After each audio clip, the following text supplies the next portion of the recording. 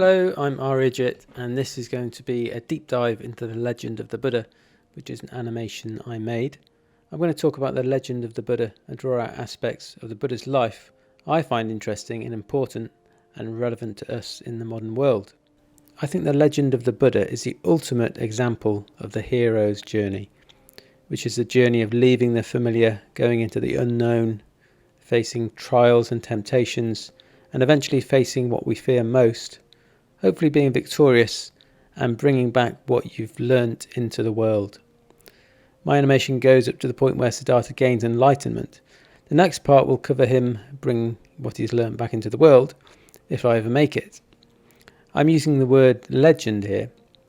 Legend is a word a bit like the word myth, that in one meaning of those words is that it's a story that isn't true. But I'm using the word legend in the sense of a story that reveals an inner truth in a vivid way that a so-called factual account does not do. Although most of it is probably based on true events, we'll never actually know what happened, whether he really had a son, what age he left home, and so on. But we can know whether the legend feels true for us and resonates with us in our lives and the story of our own lives.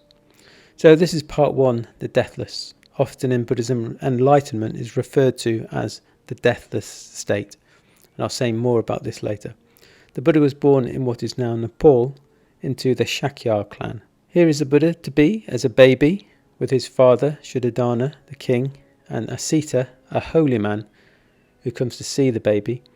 Asita was the advisor to the king and the king's father before him, and he was actually a hermit by this point, living in the woods, kind of in retirement, but he comes out to see the king's baby because he had a vision of him and predicts that he will become a king or a great spiritual leader. And he is sorry that he is too old to see Siddhartha become a Buddha and to benefit from his teachings. His father is adamant that his son will become a great king, not a holy man, following in his footsteps. So he tries to shield him from the realities of life so that he doesn't turn to the spiritual life. So here is Siddhartha sitting in the palace, not able to leave, but he gets bored, he gets curious about what's outside the palace. Naturally, he wants a bit of adventure in his life and to find out who he is, what life is about, etc. So now Siddhartha sees the first three of the four sights, which are old age, sickness and death. It may be quite hard to believe that Siddhartha has grown up not knowing about old age, sickness and death, but what the fairy tale is pointing to, that he sees them now as if for the first time. And especially when we're young, we maybe don't see old age, sickness and death. But even when we're older, we don't really want to see old age, sickness and death. If we really saw them, we would act differently. But here Siddhartha actually really sees them for the first time, and he can't go on as normal afterwards. It's fascinating to me that even today we're still grappling with the same issues that they were 2,600 years ago, with all our medicine and science and supposed progress, accumulation of knowledge. We still haven't solved old age, sickness and death. We tend to think we're more developed, more sophisticated these days, but really we're not.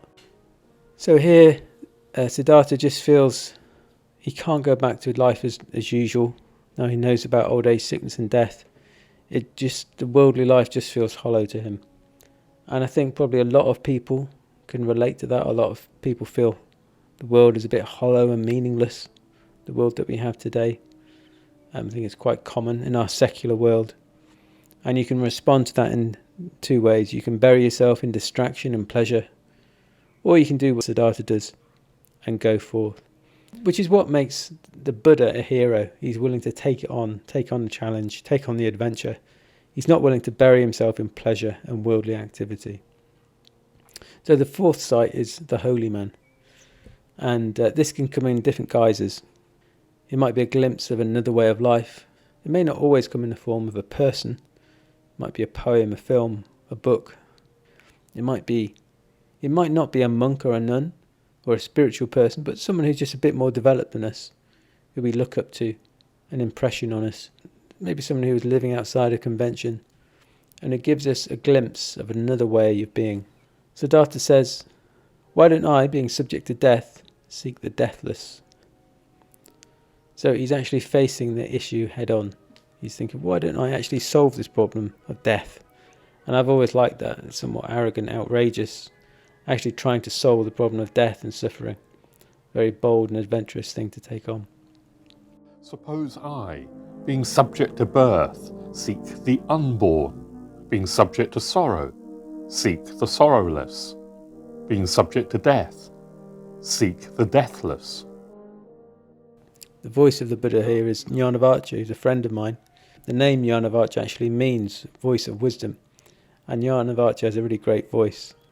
Siddhartha is he's saying goodbye to his, so here Siddhartha is saying goodbye to his wife and son.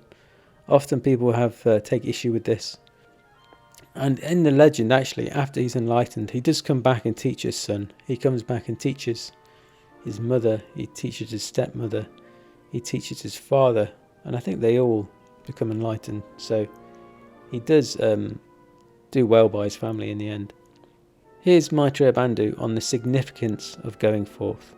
Read symbolically, the palace is our habitual mindset, our everyday mind, along with the conventional world we're identified with. We too might have journeyed beyond the palace of me and caught a glimpse of the four sights, but perhaps we've retreated into the comfort of the known, or maybe we've just forgotten. Most of us forget that, at the heart of existence, the great problem of old age, suffering and death is waiting to be solved. But Siddhartha took action. He changed his life. That's why the universe responded. Beings of light came to his aid. The guards slept. The palace gates flew open. Nothing is real until we act. Feelings of sympathy, courage, inspiration, determination mean nothing unless we act on them. Siddhartha's archetype of departure challenges us to change our lives, to set out on the journey, to leave the small, cautionary world of being me behind. Of course, we shouldn't take the story literally.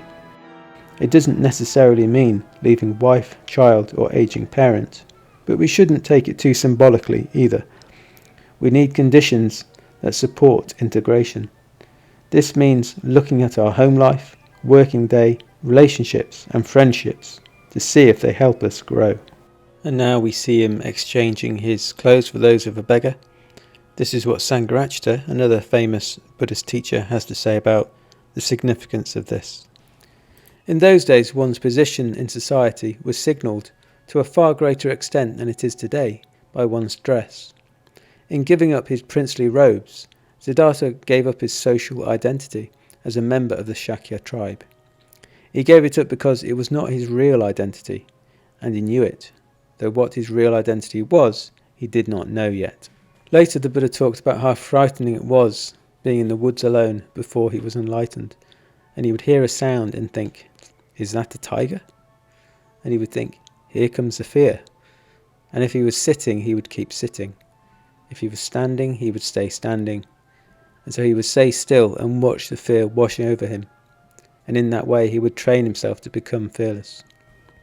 The first glimpse of Mara, who is the antagonist to Siddhartha in the story, because he represents death, he represents the ordinary world. Mara represents everything that holds us back, the resistance inside of us, what wants to stay in the palace, stay in the familiar. According to some sources, the Buddha was sick after eating his first scraps of food from his bowl. No doubt after eating nice food in the palace, scraps of food poured into his begging bowl were pretty hard to get used to. There was a community of wanderers who, like him, had gone forth to a homeless life to seek answers. He sought out the best teachers of his day, such as Alara Kalama, who taught him sophisticated meditation techniques. An incredibly determined and able student, Siddhartha learnt to enter refined and exalted pleasurable states of consciousness. He soon surpassed his teacher, who offered him joint leadership of his sect. But Siddhartha felt no closer to solving the problems of old age, sickness and death. I thought, this teaching does not lead to peace, to nirvana. I left to pursue my search. I think this shows the incredible determination and single-mindedness of the Buddha. He wouldn't settle for anything less than a solution to the problem of death. I think many of us would never get so far as leaving the palace. and we would have been tempted to stay with these guys and enjoy the blissful meditations. But he seemed to have been quite driven. Then he went on to try asceticism, and here's what Sangharakshita says about that. What was he trying to do by pushing himself to the very limits of endurance? He was trying to gain enlightenment by sheer force of will, by sheer force of ego-directed effort. His conscious mind took the decision to gain enlightenment, and then he tried to force this decision on the rest of his psyche. The rest of his psyche refused to cooperate in this enterprise. The point is, the effort we put into our development needs to be directed towards the whole psyche, not just a part of it. So he's supposed to have tried being an ascetic for 6 years. Then a memory came to him from when he was a boy, sitting under a tree on a pleasant day, when he entered into a pleasurable state of concentration, a state free of sensual desires, but also one of exploration and happiness. So that's the state of mind we're trying to get into in meditation, not a forced, willful state of mind. So we need to find pleasure in meditation. If it's a chore, something we feel we should do with gritted teeth, eventually we'll just stop. The ascetics leave him in disgust and go off to Deer Park. After he's enlightened, the Buddha goes to find them because he thinks these are the people he'll teach first. So here we have started discovering the middle way. Buddhism is often referred to as the middle way. We usually associate the middle way with ethics, as in the middle way between overindulgence and asceticism, but it can also be seen, it could also be looked at on a metaphysical and psychological levels. I think the middle way is something very valuable that Buddhism has to offer the world. I've noticed whenever religion or spirituality are discussed in modern times, is often as a choice between belief in a God on one hand, i.e. eternalism, or belief in scientific materialism on the other, i.e. nihilism. We seem to be lurching towards nihilism more than anything at the moment, and the results are a meaning crisis. Not many thinkers seem to have cottoned on to what Buddhism offers, a middle way between nihilism and eternalism, a path to transcendence that doesn't require a belief in God. This topic deserves a video of its own, and I do plan to make a video on this at some point. Siddhartha sensed the time was near. He found a beautiful spot under a tree and entered into meditation. With my concentrated mind purified, bright and malleable, I directed it towards the recollection of past lives. One of the abilities of a Buddha is to be able to look back over all their past lives. This enables them to see the law of karma, the consequences of their actions, and see how conditionality works. Conditionality, which is the subject of my next video, is the central insight of the Buddha. Here we come to his insight into how he solves the problem of death. It's very challenging to find a way to communicate his insight in a simple way. This is a very, very simplified version of the wheel of life. The Buddhist vision of things is that we are caught in samsara, the wheel of life, and we are stuck going round and round at the same level, experiencing birth and death again and again. The goal of the Buddha's life is to escape this, because samsara is a dangerous place with its war, death, illness, etc. The cock, the snake and the pig represent the craving, hatred and delusion, which are at the centre of the wheel, which keep it spinning round. Put very simply, Siddhartha sees that if he can stop craving for pleasure, craving for the familiar, for security, for rebirth, then he will have defeated death. Mara's attack is a central icon in Buddhist mythology. It's an icon of the spiritual life. The Buddha does not shoot arrows back at them, he transforms them into flowers. Buddhism transforms demons rather than casts them down. Anyone who has tried to meditate has experienced Mara trying to undermine them. With anger, craving, fear, they are just energies that we can transform. So I had a bit of fun making Mara's army. I put in a few creatures or beings from Indian mythology, of course, like the Rakshana here, the Yaksha, the Naga, all from Indian mythology. I also enjoyed putting a few things from Western mythology as well. Here you can see the Lincoln Imp. The Lincoln Imp is a gargoyle that's in Lincoln Cathedral. Lincoln is where I'm from. Lincoln is in the Midlands in England, that's where I'm from. And I put in a skeleton here from Jason and the Argonauts, which was a favourite film when I was growing up. And on his shield here he's got the cock, the snake and the pig, which is a kind of a little Wheel of Life image. And also you can see Darth Vader's TIE fighter here, which of course Darth Vader would be on Mara's side. You can see a xenomorph, I think it's called, from the Alien films. And here we have a creature that was designed by two children. I had a drawing competition for kids, and they came up with a couple of different beings which I combined to make into one being. He sent his beautiful daughters to seduce Siddhartha, but he would not be tempted by sensual pleasures. Finally, Mara cried, "Who are you, a mortal, to sit on the throne of enlightenment? Who will speak for you?" Siddhartha does the famous earth-touching gesture, the Bhumi Sparsa Mudra. Very famous and important symbol in Buddhism. Siddhartha is imbued with confidence due to his diligent practice of ethics, whereas unethical behaviour will undermine our confidence. But Mara can't find any way in to Siddhartha's mind. Siddhartha is enlightened. When we say the Buddha, we are normally referring to Siddhartha, who is the founder of Buddhism as we know it. But becoming a Buddha is something that we can achieve too. So anyone can follow in the Buddha's footsteps and become enlightened if they put the work in. But the Buddha is special because he's the first, at least in our world age.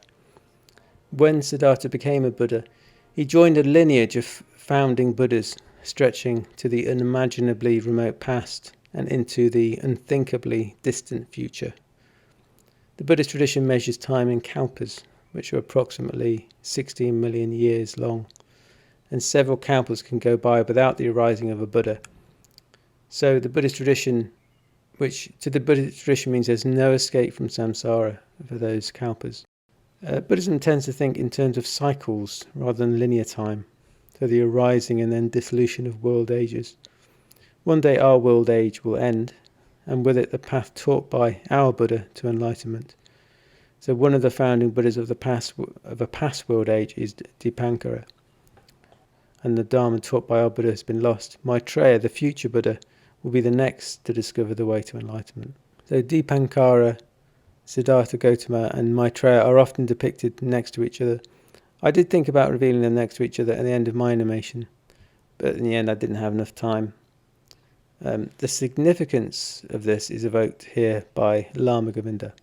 This universal background reveals one of the most profound ideas of Buddhism, which raises its teachings above the narrow concepts of dogmatic sectarianism, namely the inescapable conclusion that the quality of enlightenment is inherent in the universe, or more correctly, latent in every form of consciousness, and therefore must come to maturity according to universal law whenever the conditions are favourable.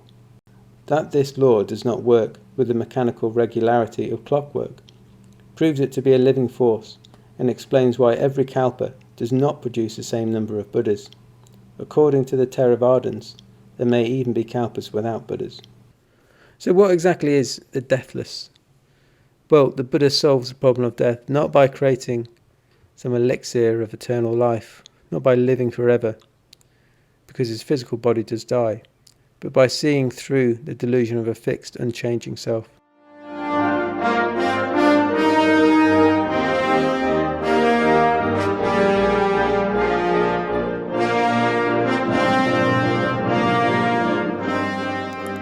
Wagner is the music here.